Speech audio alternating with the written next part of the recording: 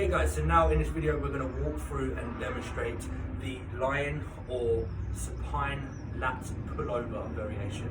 So obviously with this exercise we're going to need a dumbbell to perform it, and also we're going to need some kind of bench. So if you're watching this during lockdown and unfortunately you don't have a bench, try and look around your house or wherever it is that you're training and see if you can find something that can emulate a bench that's essentially going to just lift you off the floor a couple of inches. Because essentially when we come to this movement, we are emphasizing or focusing more on the length and range of the muscle. So we're focusing on lengthening out the lats.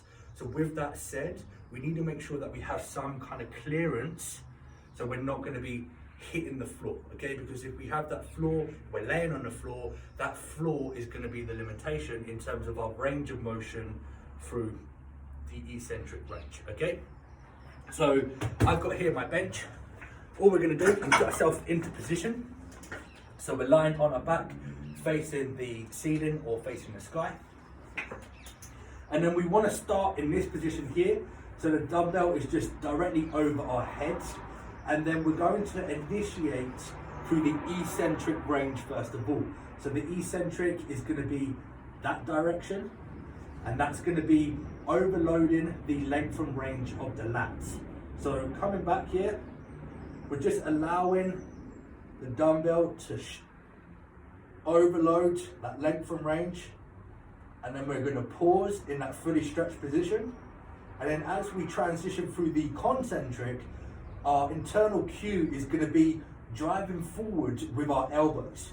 So putting the elbows forward like so, and really thinking about contracting the lats. And then driving the elbows down towards our hip and also down towards the ground, okay?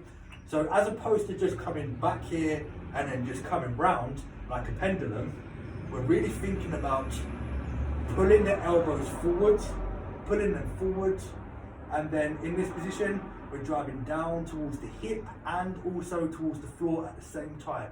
As you do that, you'll feel a more efficient contraction through the lats. So I'll do one more time, I'm pulling here. So I'm pulling the elbows forward, towards the hip, and then down towards the ground.